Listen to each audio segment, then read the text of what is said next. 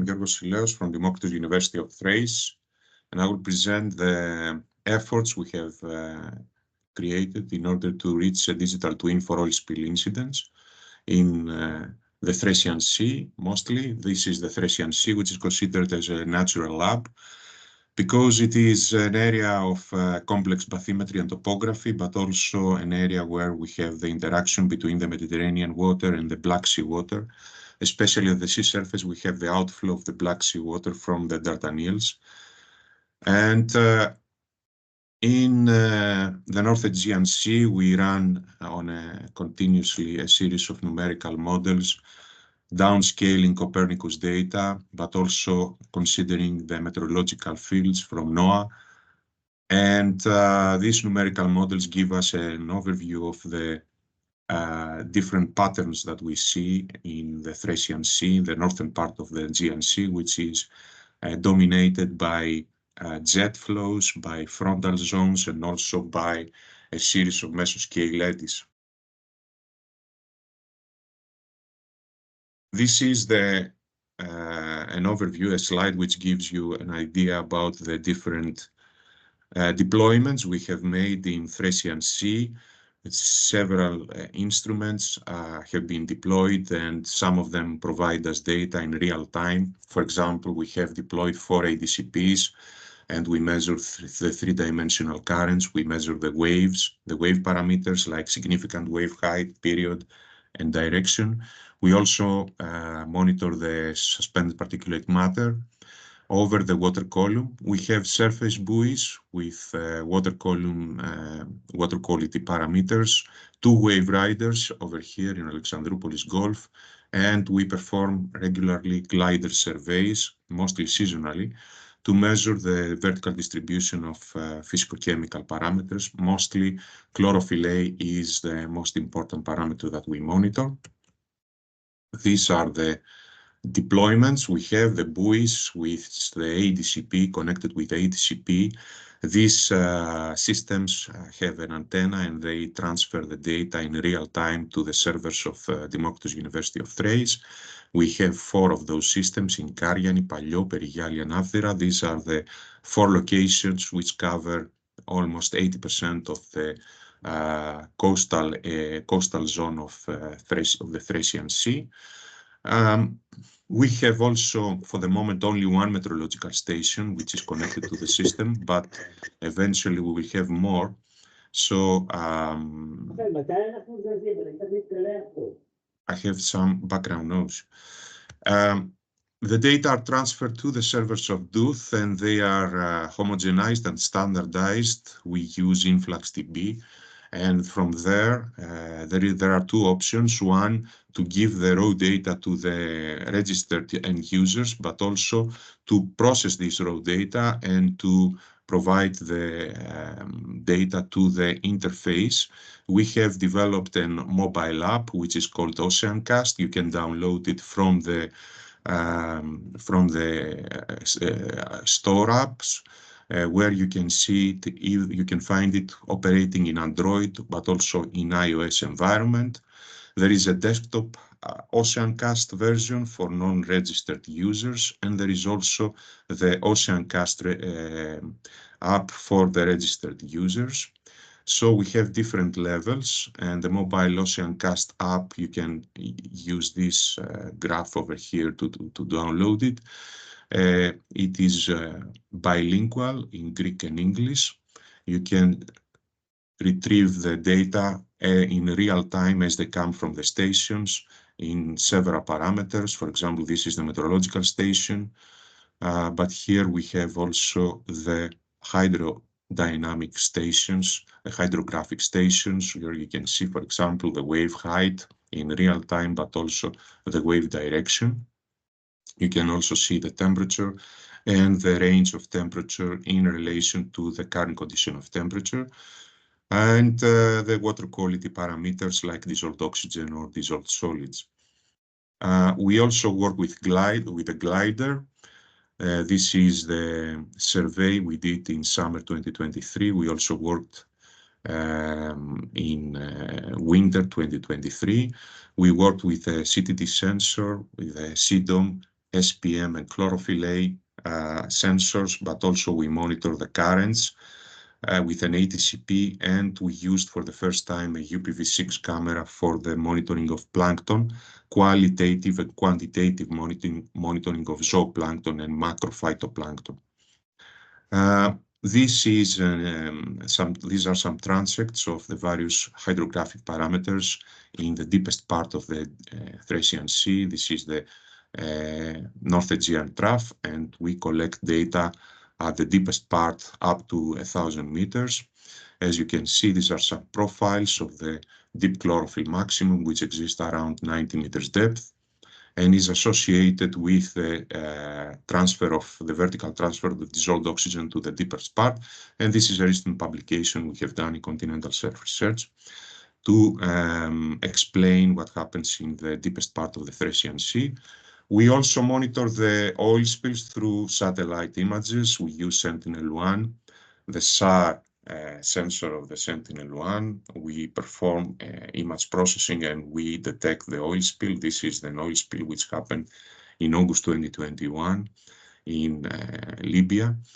We automatize this process in order to detect the oil spills, and then we trigger a series of oil spill models. We also use citizen science. We have a text mining algorithm which scans the posts uploaded on the Twitter, now X, and we are searching for extreme events of any kind, for example, extreme events, meteorological events, but also metocean events, the occurrence of any oil spills, but also the occurrence of jellyfish swarms or any type of anomalies we can find. And this is another publication we have done about the training size, the most appropriate training size in order to improve the accuracy of the model, but also to have a moderate computational time. We run predictive models, hypothetical scenarios, but also scenarios based on real case oil spills. This is the case from Libya to Cyprus, and we are on a daily basis testing the outputs of these models in relation to the satellite images. And we also we force these models with variable forcings, for example, not only the winds and the currents, but also the waves, which is something novel. As you can see with the black dots, we have the influence, the co-influence of the waves. So there is a significant change in the output of the oil spill model. We run ensemble scenarios in order to examine the uncertainty. And as you can see here, we have ensemble tests, not only for the winds, but also for the currents and the waves.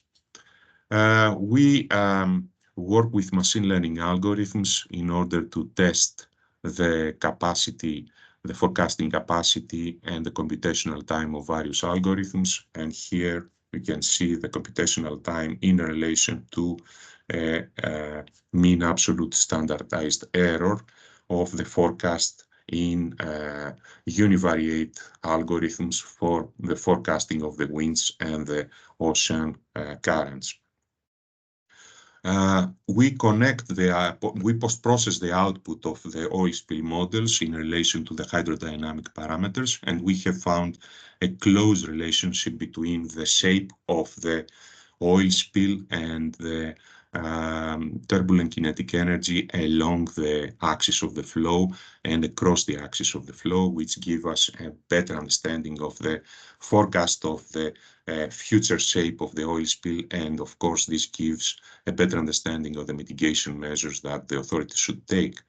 We have developed a series of oil hazard indicators to explain which areas are more prone to the incident of an oil spill, depending on the location of the spill, but also on the metocean conditions which prevail in the area. We compare the outputs of the models. For example, here you see the outputs of two models, Metzlik and OpenDrift, in relation to Sentinel-1 in order to test whether the models are capable really to have a valid output. And we use a series of metrics in order to do this comparison and to improve the outputs of the models on a day-to-day basis.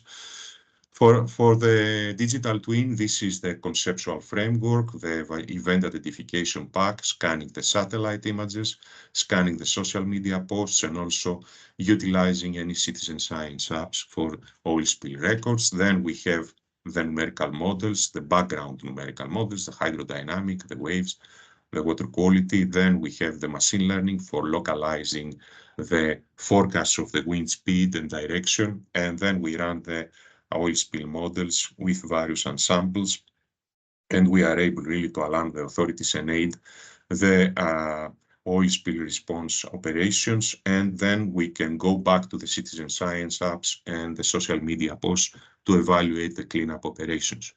This is the architecture of the Thracian Sea digital twin.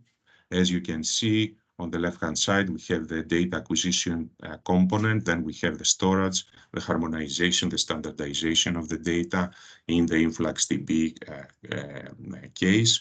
We standardize the data according to NetCTF-CF outputs, so all our data are transferred to Copernicus. They are harvested by the in situ TAC. We use analytics, AI, and machine learning models for localized forecasts, and then we have the visualization that I will show you right now. So I can show you this short video. There you can see the interface of the Oceancast. It's a bilingual app. As you can see, it's in Greek and English. The user can click on any of the stations. For example, if he selects this particular station, the user can see all the hydrodynamic parameters and in real time, but also the historical data. You can zoom in certain time periods. You can take the statistics of this particular time period. You can zoom in at several and scroll this bar and zoom in at other time periods. You can download the data or the diagrams in different formats, in CSV or in XLSX. Here you can also zoom out and have a look at the broader field. As it comes from Copernicus, we have a series of tools on the right-hand side of this interface. And I will show you now that the user can also use different backgrounds.